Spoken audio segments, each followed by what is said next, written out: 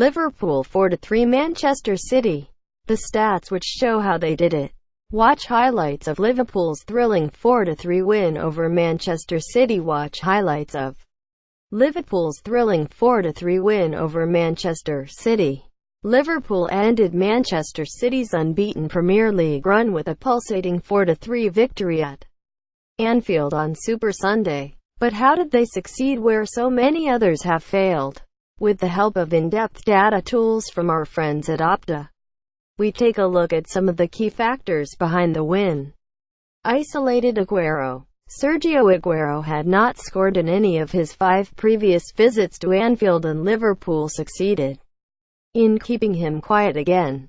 The Argentine only had 4 touches in the opposition box, his second lowest total of the campaign so far, and did not have a single shot on target.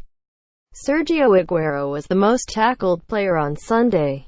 Liverpool managed it by keeping tight to him. He was tackled more times, 10, than any other player on the pitch, but it was also a result of cutting off his supply line from Kevin De Bruyne. The Belgian was praised for his performance at Anfield, but the stats reveal he was not nearly as influential as usual, especially when it came to finding City's front man. De Bruyne had created 18 chances for Aguero before Sunday, twice as many as any other Manchester City combination, but he did not fashion a single one at Anfield.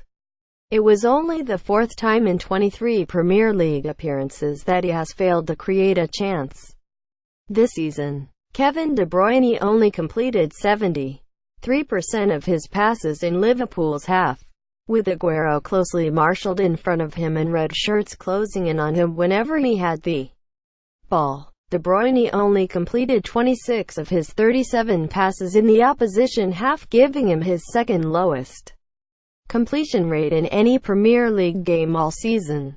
According to Opta, De Bruyne had 73 touches in total, and lost the ball 24 times, meaning he surrendered possession with 32.9% of his touches, a higher percentage than in any other Premier League game this season.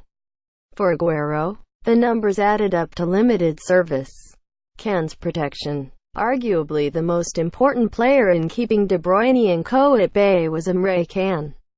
The German offered stubborn protection for a much-criticized defense which was weakened by the absence of the injured Virgil van Dijk, ranking top for tackles, 6, and interceptions, 2, combined. Opta's data highlights Emre Can's defensive coverage against City.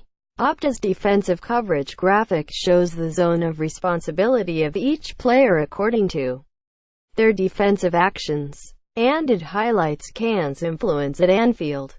The 24-year-old made defensive interventions across the midfield, showing impressive work rate and frequently preventing City from advancing into the Liverpool box. Liverpool's pressing. Liverpool caused City major problems by pressing them high up the pitch. Alex Oxlade-Chamberlain's opener came after Roberto Firmino dispossessed Fabian Delph in City's half, and it was a similar story for their third and fourth goals, with Salah winning the ball from Nicolas Otamendi for the third and then intercepting Ederson's clearance for the fourth. Liverpool's pressing enabled their possession to start closer to City's goal. Liverpool's aggressive pressing tactics provoked mistakes throughout the game. Pep Guardiola's side misplaced 33 passes in their own half, in total 50% more than in any other away game this season, and a deeper look at the stats reveals that, on average, Liverpool's possession started closer to City's goal than any other side this season. The visitors couldn't live with the intensity of Liverpool's pressing, and Jurgen Klopp's side made it count by capitalizing on the turnovers.